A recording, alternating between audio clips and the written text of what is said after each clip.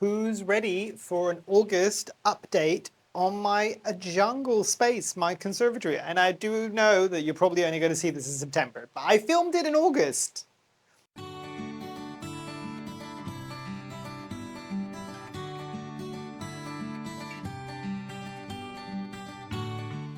Hi, my name is Memo. This is my channel, Houseplantygoodness, and essentially it's a place where I like to geek out about my big passion. You might be able to see some of it behind me. It's tropical houseplants. So yes, the August update that you're seeing in September, because August has been a bit of a blur, really. It's all kind of gone by super quickly, and you're probably seeing this whilst I'm currently I hesitate to use the word holiday in Greece because I'm not technically off. I am still going to be working whilst there, so I still will be editing the 2 videos a week for you all, but I will be in a different location. I need to see friends and family, so I will be there for 2 weeks, and I am looking forward to it. I'm flying in about 5 days. I'm not looking forward to everything that needs to happen before I fly. So, but yes, I thought let's do a bit of an update on the space, some of the plants that I've got recently, some of the slightly older plants as well. I know I did the conservatory tour recently for the summer, and I will link it at the top there. I also did another video because obviously, being that it's summer, I also tend to focus a lot of my time and energy on the garden and the allotment. So that video, including sections about the house plants that I've got in my house, you will find at the top as well. But this is about the plants are in here and what's been happening in August. So without further ado, let me give you one of the first updates. The first ones, first look, the papillilaminum, I can never pronounce that right. I'll put the name somewhere. It's got a new leaf growing. I don't want to touch it too much because it's still like hardening off. Look at the back. Look at the back. Annoyingly, and I noticed this today when I was watering, and hopefully that's going to come up. I don't know what that stippling is. I don't think it is spider mites or thrips or whitefly, but I'm not entirely sure. I can't see any of those anywhere on this plant. Oh, actually, no. I can see some whitefly now. So maybe it is whitefly. Maybe it is whitefly. And it, as I always say, with a lot of the anthuriums, they are the most sensitive to getting damage like that on the leaf when they are this soft and delicate and still emerging. So there is that to be said. But this plant, especially considering that this was a gifted plant because my order was too much, is bringing me no end of joy. I have wanted a papillilaminum true form for such a long time, and this did not disappoint. Again, it's not doing it justice. I'll put it to the side so you might be able to see some of that copperiness as well. Oh, beautiful, beautiful plant. This is giving me everything that I wanted from the melanocrisis that the melanocrisis never gave me. So, oh, so pretty and really stiff and turgid leaves. So very cool. Let me put this down and let me pick up a propagation to show you how well it is doing. Ta-da! The propagation of my Syngonium chiapense, where literally I chopped off the top of this chiapense with all of these leaves. There is a new leaf that is emerging right there. I don't think this is a new leaf that came in. Maybe it is. Ooh, maybe it is. Maybe this is. Maybe this was a leaf that grew in the since I've kind of chopped it off, and there's another one on the way still now. Annoyingly, the roots are going away from the moss pole again, so I'm going to have to like shove it back slightly so the roots can attach to something. But I want this to attach to the moss pole, but it had no roots when it went in. It is so well rooted.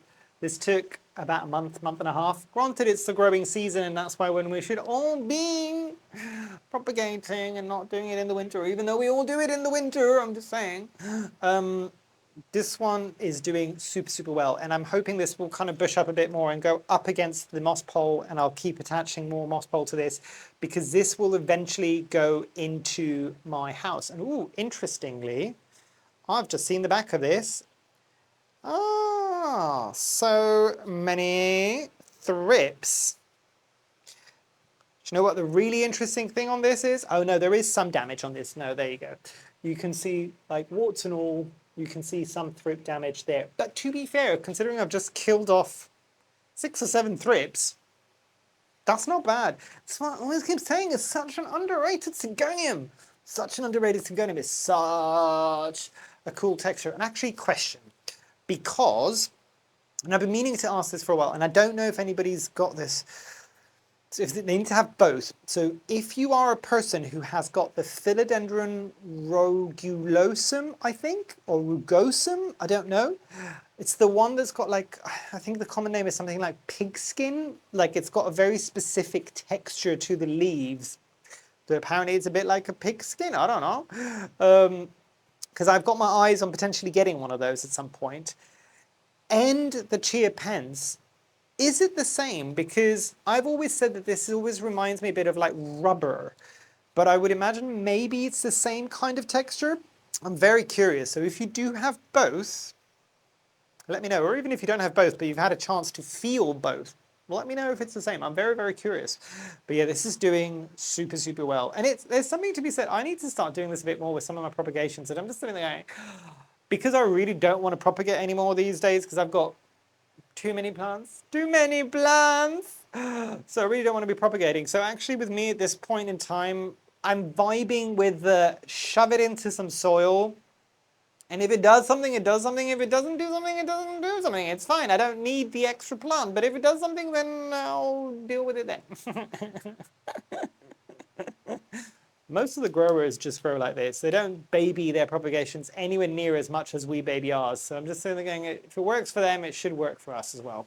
And whilst we're on the topic of shove it into some soil, this is my reverted, just to give you an idea of size, reverted adansonii, Monstera adansonii, that, can you see the whiteflies? That I'm just getting rid of all of this. Fine. Most of the whiteflies don't really do any damage to my plants. It's just like they're just annoying me. It's another one that I just shoved it, cut it, had absolutely zero roots, shoved it into some soil. There is definitely a root that I can see somewhere there. Hopefully it's coming up on the screen. Oh, and there's more roots here that hopefully will focus and you can kind of see them. It's doing well. I don't know if it's rooted yet. I can't see any roots that have gone. I can see the roots trying to attach through the moss pole, but I can't see them through the moss pole because obviously clear moss pole. But it's doing well. Didn't even sacrifice a single leaf. These leaves were looking very limp, and I'm just like, you know what, I'm going to keep all of you on there so I've got more than just a single leaf on the plant and see what happens.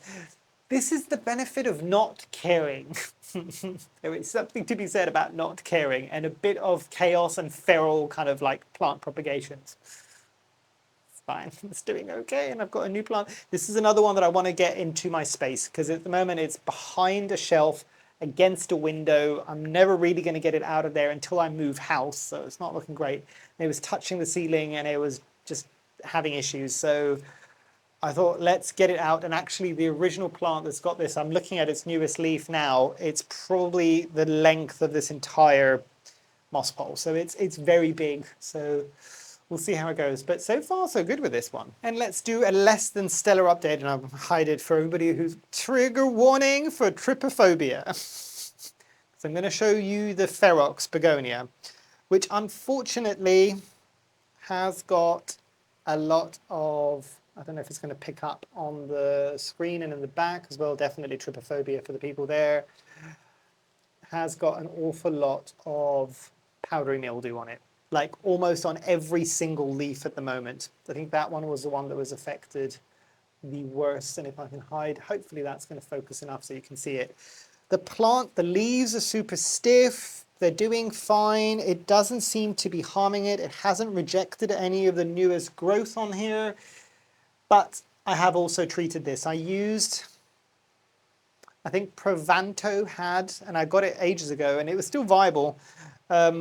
A mold and mildew kind of like, oh, not mildew, but fungus fighter, that's it, fungus fighter.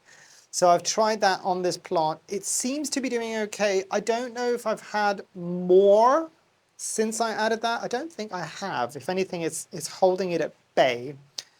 But you can only use that X amount of times throughout the year. And I'm trying to think if I ever had this issue with my Melanoblata. I don't think I ever did.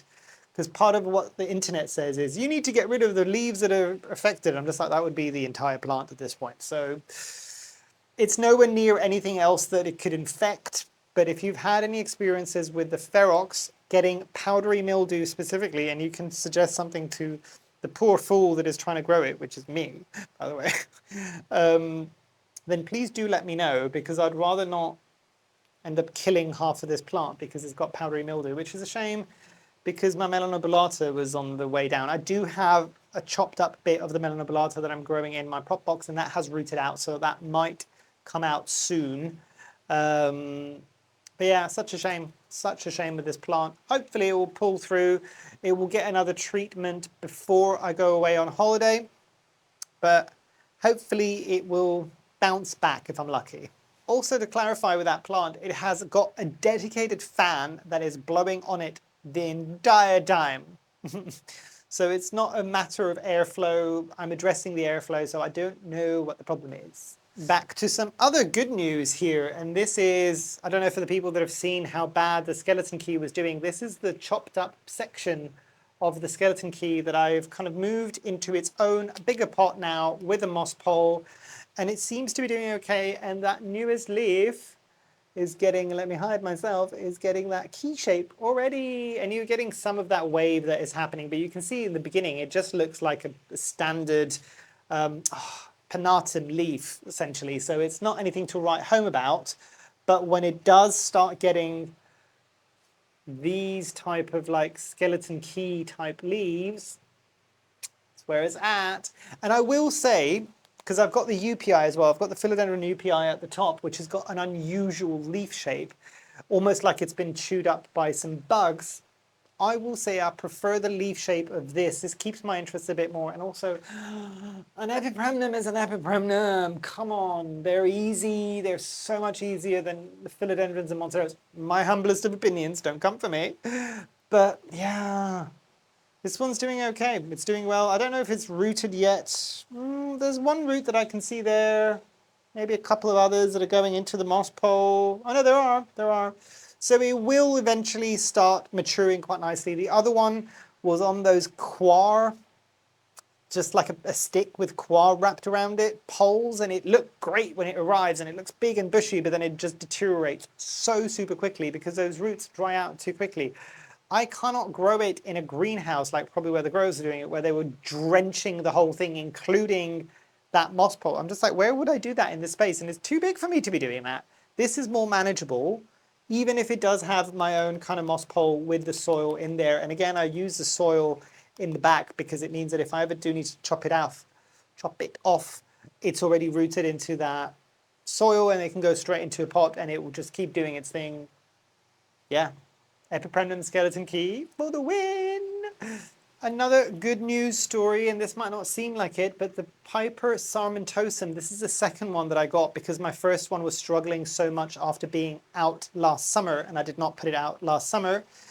This one was doing not so great because I kept it in its original soil media, and I think it was staying wet for too long. Generally, with my Piper sarmentosum, I know that they are very, very thirsty and they don't ever really want to go dry, and that's all Pipers, by the way. This is the thinnest leaf Piper that I've got. This is the one that's also like edible. If I kind of like crunch a leaf ever so slightly, that doesn't have too many leaves.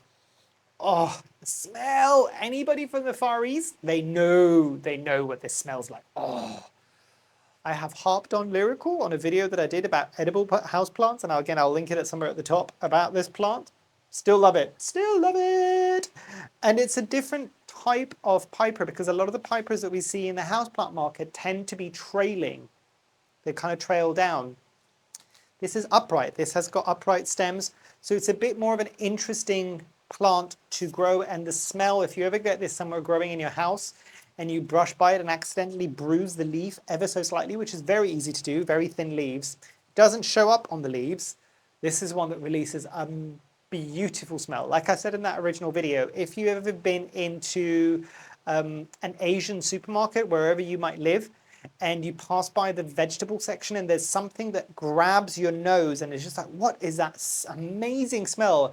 And because a lot of us Western folk, we don't have anything to kind of put the context to, you just don't know what it is. It's this! This is the thing that smells amazing! So glad I have the Piper sarmentosum, and I appreciate the fact that everybody that's watching this from the Far East are probably looking at the crazy white person getting really excited about sarmentosum, but this is exciting for me. This is exciting for me. This is very, very cool, and I'm glad that it's kind of finding its stride again. Hopefully by next summer, this will be as big and bushy as the other plant that I have, which is probably about hip height to me at the moment. I'm about 1 meter 77, 5'10", and it's about hip height to me from the ground up, so it's quite large. So this one's got a while to go. It's not quite as large as that, but it's doing well. It's doing really, really well. So I'm happy with this. And you can see the interesting thing with this, if I kind of, maybe this will focus, if I kind of like hide my face a bit more, and you see the little node there, there's a little leaf that could come out. So if you do cut it, it does branch out really, really quickly. So very cool houseplant if you come across it. For the people in the UK, I got mine from Grow Tropicals, and occasionally they do get these in. Also, again, anybody from the UK, and I've mentioned this on previous videos, I do have 10% off from Grow Tropicals. I do not get any form of kickback from that. That was just a thank you that they wanted to give me to give to my audience. So if you want 10% off from your next order from them, please feel free to use the code. And I think it's only usable until October. So this is coming out in September. You've not got a very long time to use it if you wanted to. But let's see what else. Oh, yes, I do have a very exciting orchid update.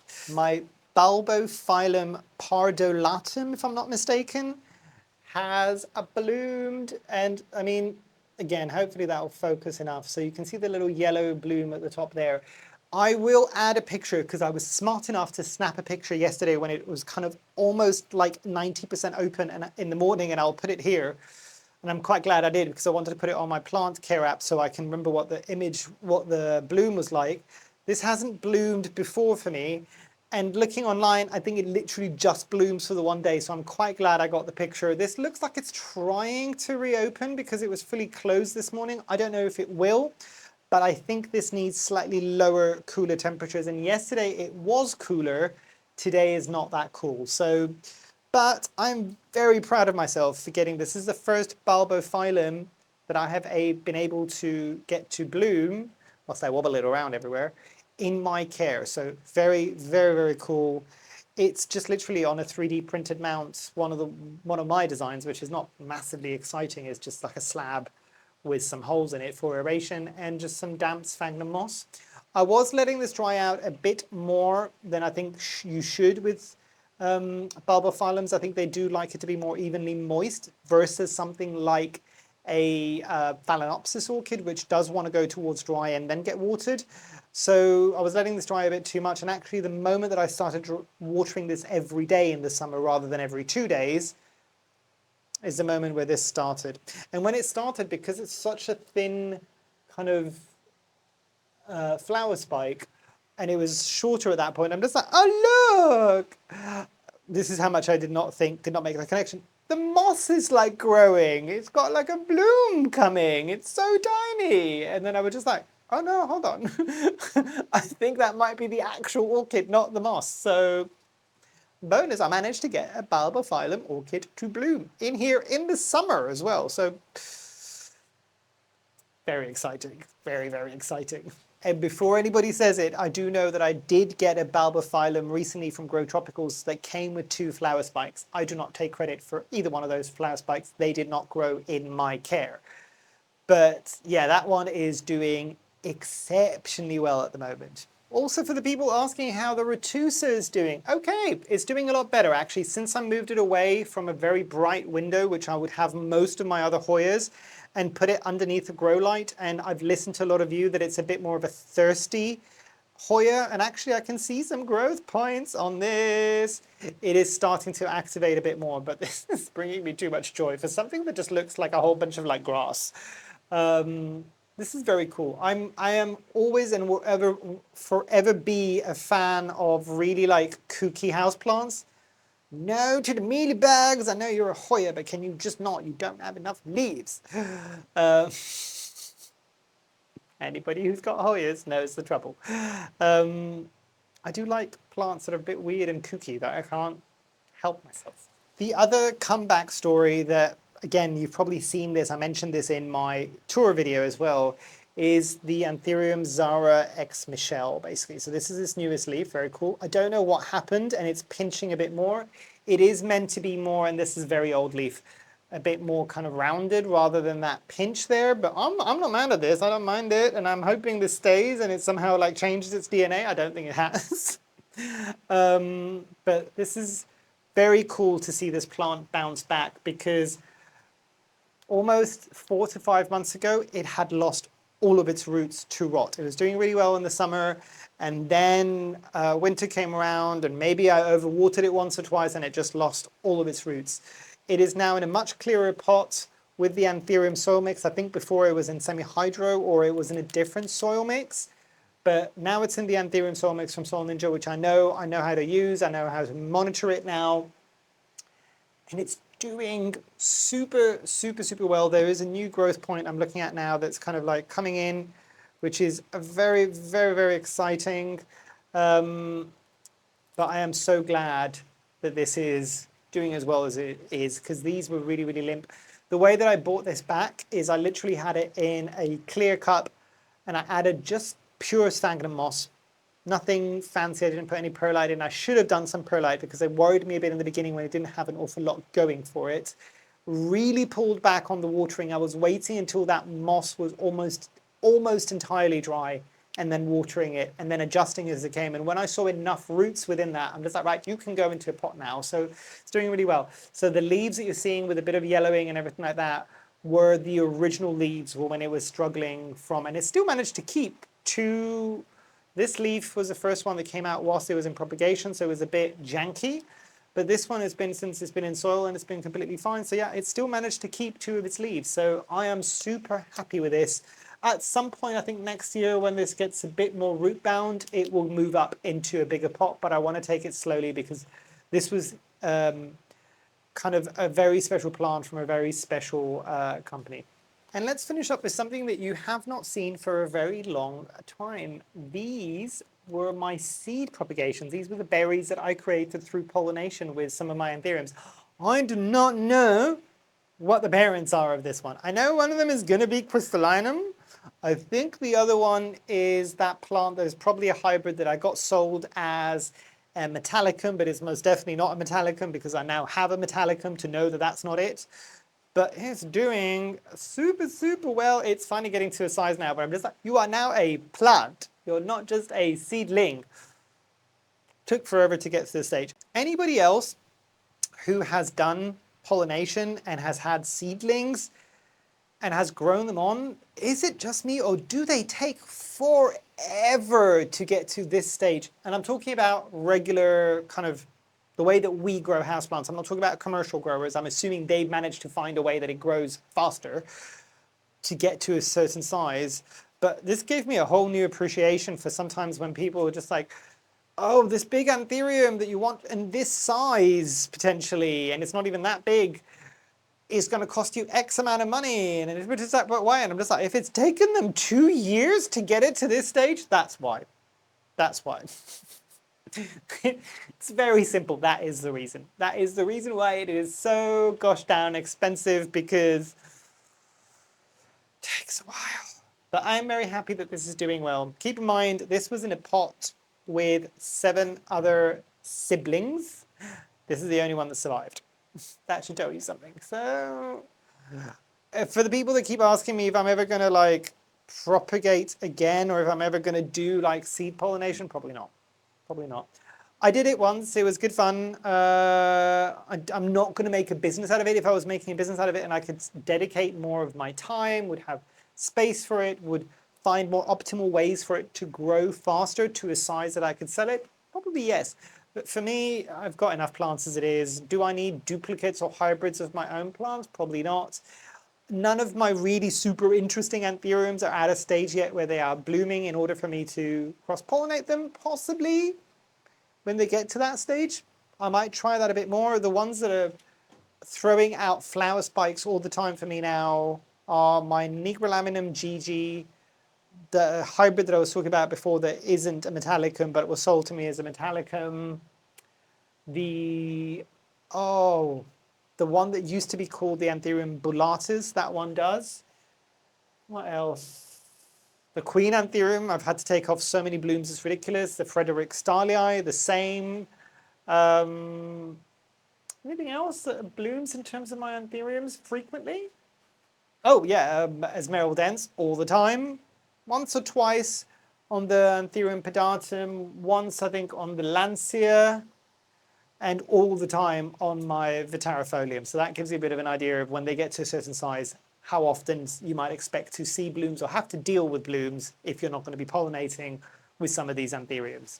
But yeah, I think that's the update that I want to do for August. I'm trying to see if I've missed anything that I wanted to give you an update. There's nothing that's spectacular on some of the other things just yet, but there will be the September update. Probably by the time I come back from being away, it'll be the time for me to do the September update. So I'll try to edit this kind of earlier on so you can get this first. This might even be the video that I edit this week whilst I'm still in the UK. Interestingly, the day that I'm supposed to be editing is the day that I'm flying out to Greece. So I'm going to have to edit the day after or over the weekend, which causes its own set of problems. But normally I like to do the lighter hearted video or the shorter videos on the Tuesday and give you something a bit chunkier on the Sunday because you've got the time to kind of watch that. But you might get this video on a Tuesday and get maybe a houseplant review on the Sunday of that week, just because it will be easier for me to edit based on my travel schedule. But yes, hopefully you've enjoyed. Did any of this surprise you? Is there anything you want me? Tell me if there's anything specific you want me to show you in my next update, and I'll try to put some notes down and make sure that I show that in the next update. But yes, hopefully you've enjoyed. Hopefully I shall see you here soon, and I truly, truly hope that you have a great rest of your day. Thanks. Bye.